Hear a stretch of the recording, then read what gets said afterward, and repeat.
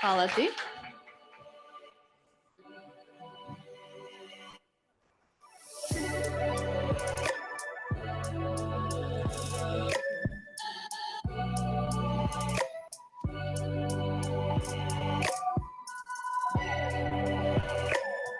Здраво, здраво. Јас сум Нина. Многу ми е што сум тука.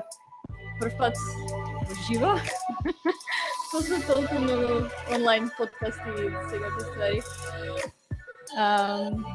Океј, презентацијата дојде. Или, океј, тука сме.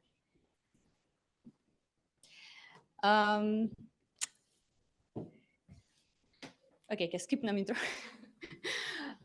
Значи, океј, може само ќе кажам, моментално работам во интересен тим од пред неколку месеци за генеративна вештачка интелигенција.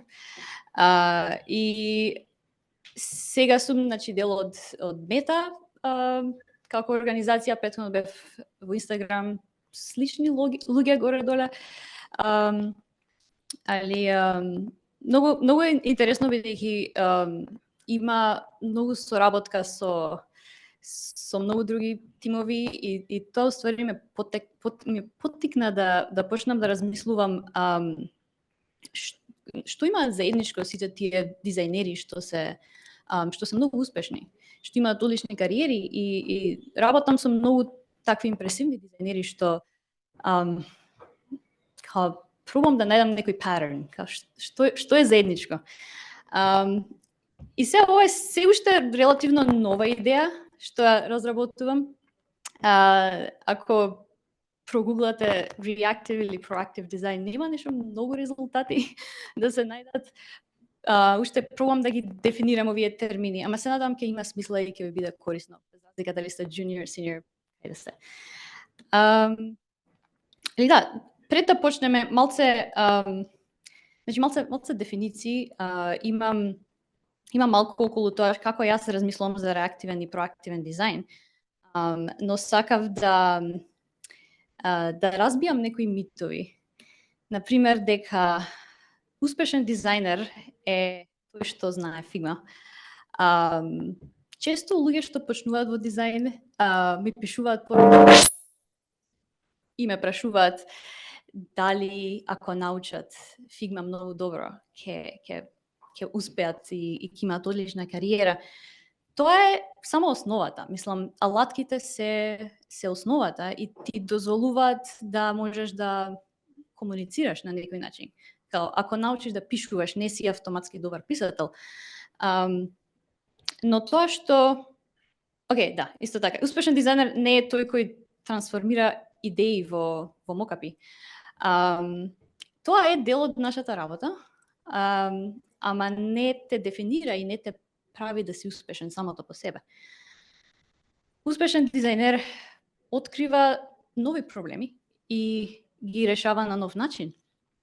И тоа е тешко, бидејќи бара да разбереш, да имаш длабоко познавање на корисниците, на проблемот, на твојата компанија, на стратегијата, да имаш бизнис ум, да имаш ум на продукт менаџер, да имаш многу карактеристики што не често се зборуваат како дел од дизајн умот. Значи, успешен дизајнер не е реактивен, тука е проактивен. Сега малку ќе ги дефинирам овие термини, што мене ми значат, почнувајќи со реактивен дизајн. Реактивен дизајн, како јас размислувам за тоа, е дизајн кој го правиш како реакција на некои надворешни стимули или на екстерни барања. Некој те прашува дали можеш да направиш некој мокап за мене.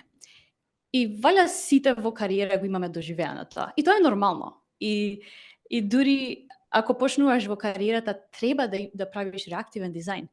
Битно е, бидејќи така учиш од луѓе што се подобри од тебе. Следиш инструкции, трансформираш брифови во мокапи и преку тој процес се ставаш во умот на оние што се подобри од тебе. И може на почеток не саќаш зошто го правиш тоа, али после некое време се почнува да има смисла. Сега, не е толку црно-бело. Значи, не дека проактивен дизајн е супер, одличен, реактивен, треба да го избегаваш по секоја цена. Реалноста е малку покомплицирана. Значи, дури и како дизајнер кој е во сениорска позиција, да речеме, ти често ќе имаш ситуации кај што ќе треба да реализираш идеи што не се твои. И тоа е нормален дел од работење во склоп на тим. Или идеи што некој од корисниците ги има. И мислам дека треба се да визуализираш што корисниците ќе ти кажат, бидејќи често корисниците немаат појма што сакаат. И ти треба да користиш својот дизајнерски ум за да читаш измеѓу редовите, да разбереш што е вистинскиот проблем, што е вистинската фрустрација и да издизајнираш нешто што е сосема ново, сосема не дефинирано од корисниците. Ама проблемот настанува кога како што напредуваш во кариерата, се уште правиш реактивен дизајн. Значи не го надминуваш тоа. И дури како senior дизајнер следиш инструкции, чекаш некој да ти каже што да направиш. И ова е повеќе за како mindset, начин на размислување. Не специфичен тип на дизајн кој што можеш да го изгуглаш, да најдеш туторијал, да најдеш YouTube видео, туку е баш како размислуваш, како функционираш како дел од тимот. Проактивен дизајн од другата страна е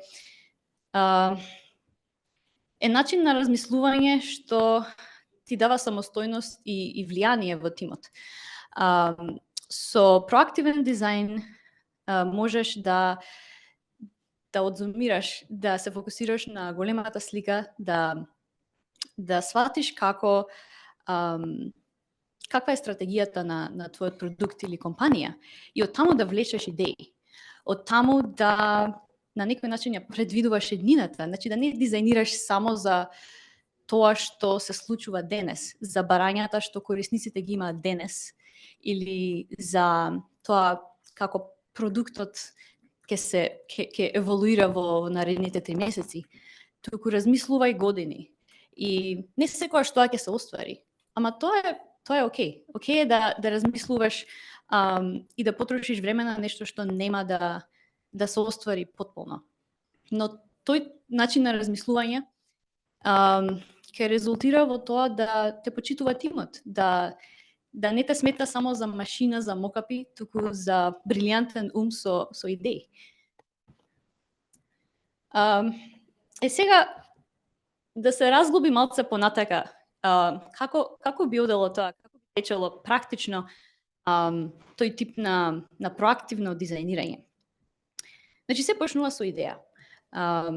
И тоа може да е идеја, например, како резултат од нешто што си чул, муабет што си го имал, или идеја за стратегија,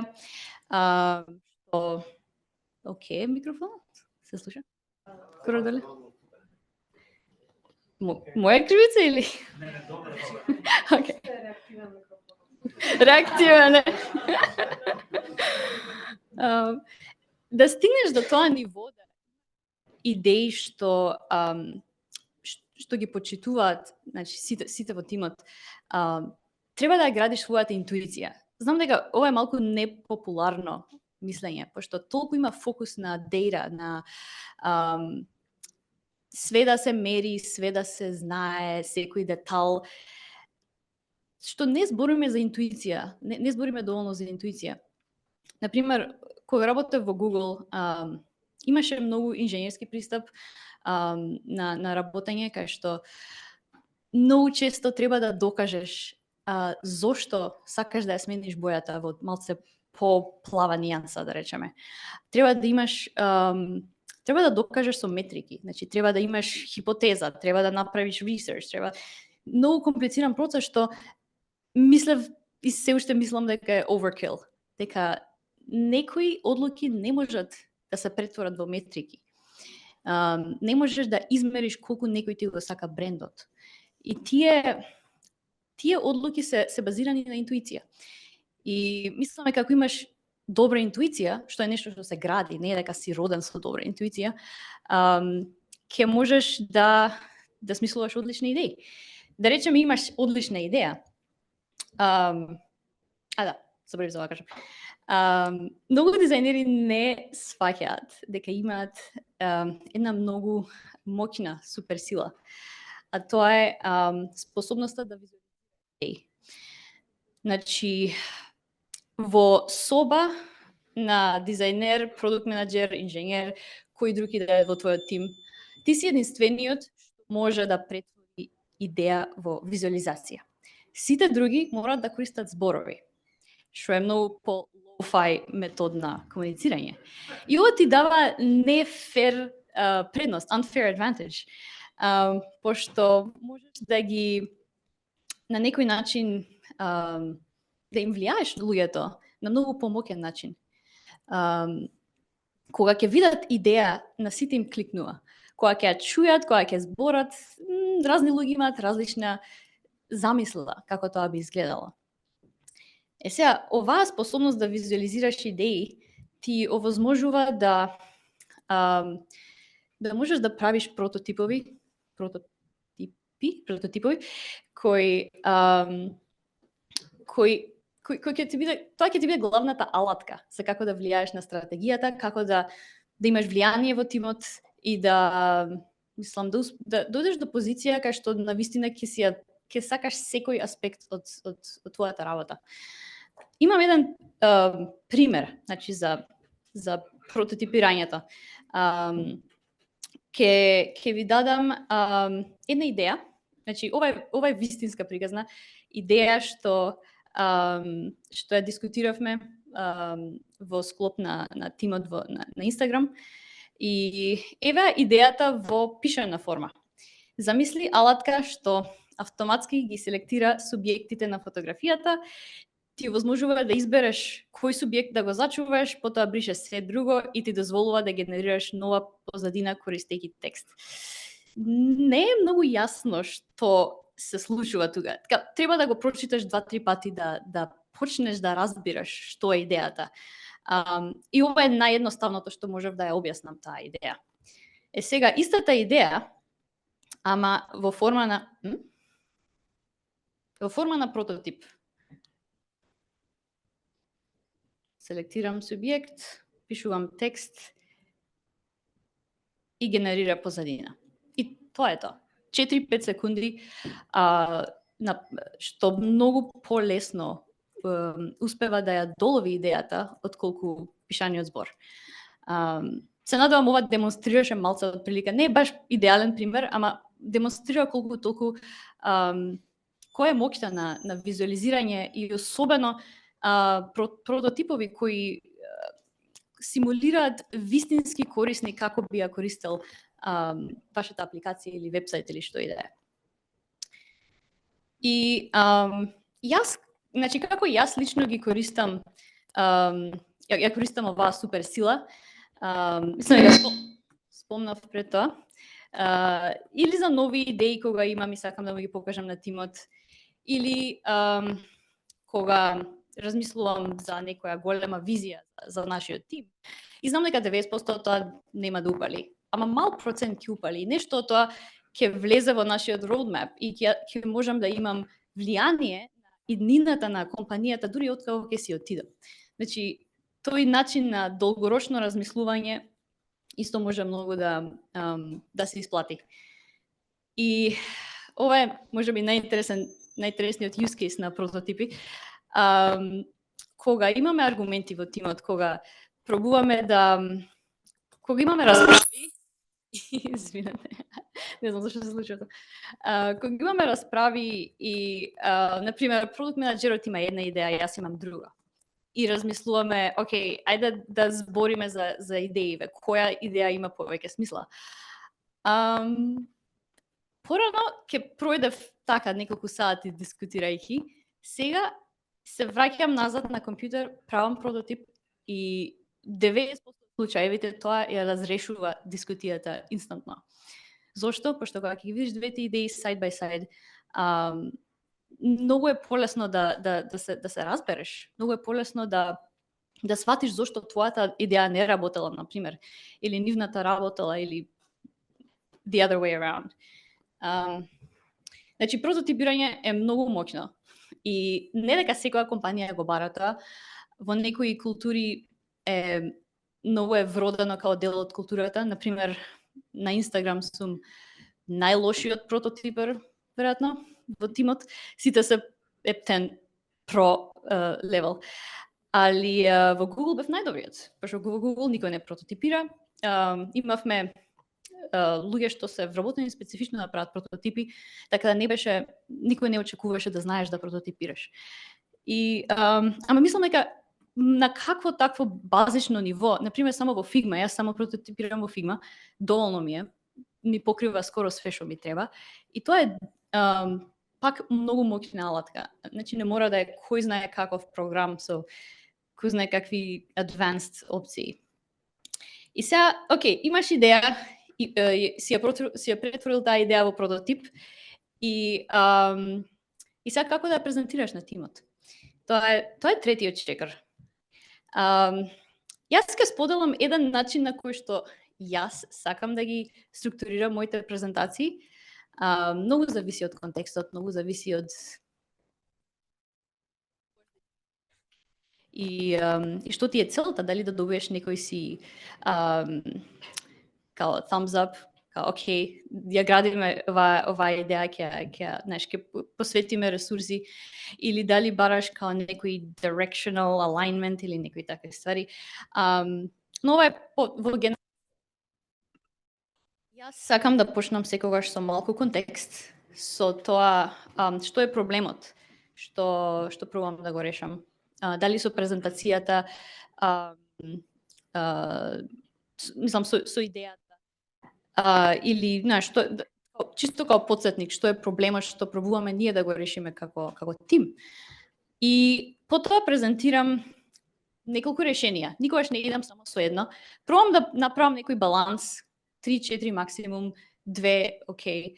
Ама не со едно. Пошто кога ќе им дадеш повеќе опции на луѓето, подобра дискусија се ствара. И таа дискусија секогаш може да ти помогне да го подобриш дизајнот.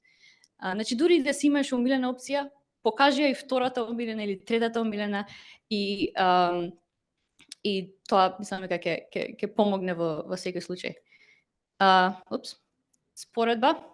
Споредба на решенијата.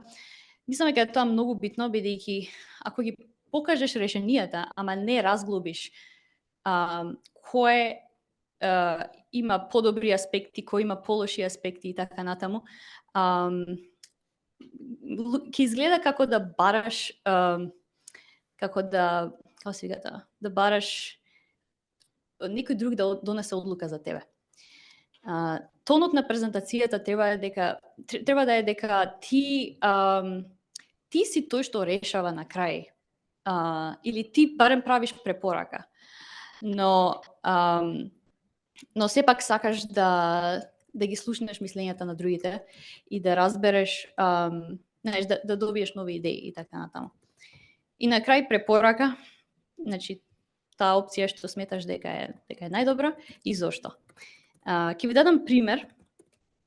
Ова е пак вистински пример од Инстаграм. На почеток работев на шопинг тимот, што веќе не постои. И ова беше во контекст на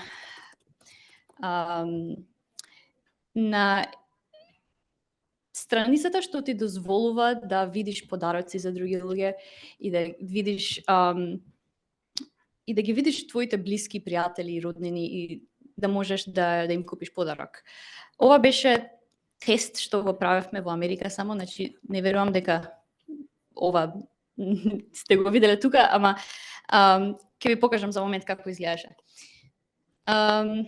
Сега контекстот значи овој скрин има два главни дела. Горниот е луѓето, значи луѓето од кои што можеш да направиш селекција за кој сакаш да купиш подарок. И долниот дел е подароците, што се рандом подароци, генерични подароци, но ако кликнеш на некој од тие луѓето горе, уствари ќе те однесе на нов екран и ќе ти покаже персонализирани подароци за тој човек.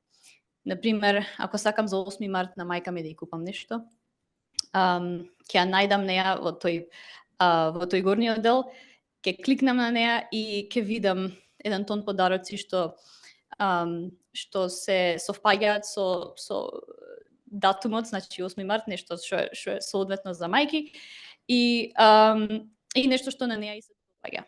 Пошто Инстаграм знае кои ти се интересите горе-доле, па може да препорачува добри идеи. Сега проблемот на што го разглобував е самиот интерфейс.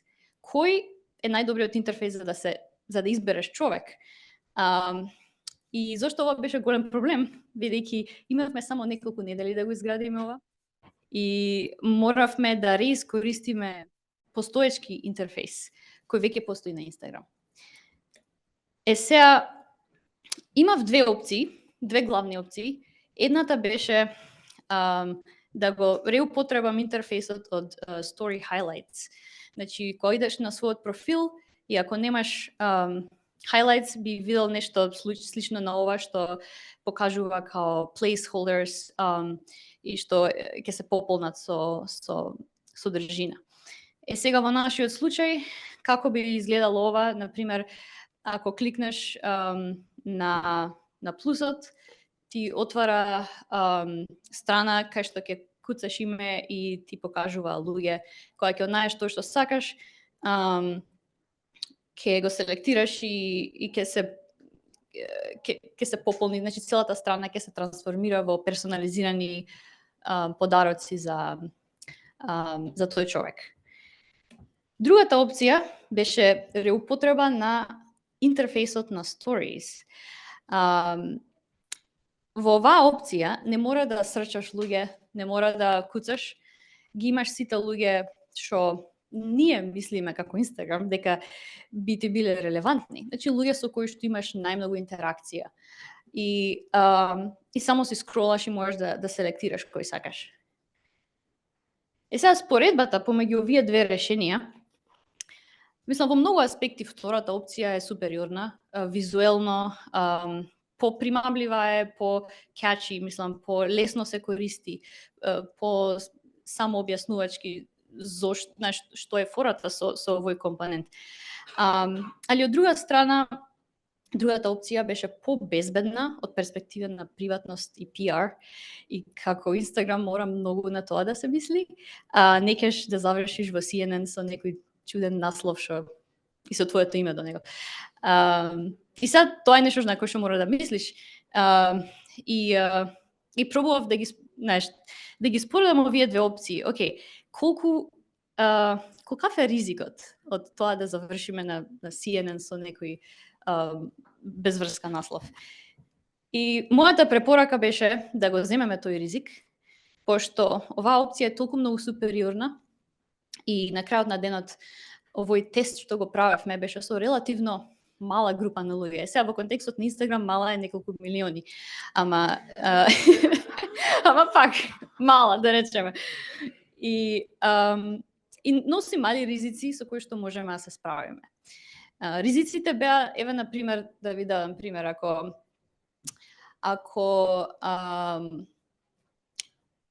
правиме некој маркетинг ивент дека, не знам, Mother's Day, денот на мајката, и ти идеш на оваа страница и го гледаш татко ти, гледаш брат ти, и малце не се софаја. И сега тоа може да изгледа не баш така најдобро од страна. И тоа не беше една од главните PR ризици. Другиот проблем беше со тоа дека, мислам, луѓето може да се осеќаат чудно ако ти можеш да видиш какви подароци они би сакале. Ако браузам на Инстаграм некои questionable ствари и после се појават као подароци, не знам дали би било окей со тоа. Али пробувавме да го превенираме тоа со тоа што ќе направиме селекција, на пример, не знам, секс тоys, такви ствари нема да покажуваме. Или underwear, bras, такви ствари нема исто да покажуваме. И тоа е тоа. Мислам, само да затворам на крај. Мислам дека проактивно размислување генерално е одлична идеја, без разлика дали сте во дизајн или не.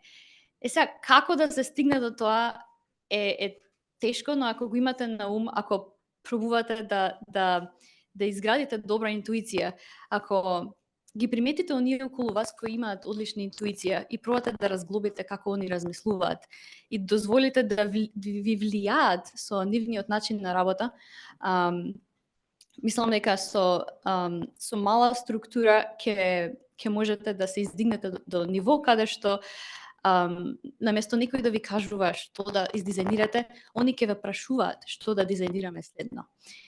Го имам видено тоа со некои од дизајнерите на Инстаграм кои се во компанијата долго време и се ненормално почитувани до ниво кај што они прават roadmap. Значи, roadmapот не се прави од продукт менаџерите. Продукт менаџерите помагаат тоа како да се спроведе, но главните гласови во компанијата се дизајнери.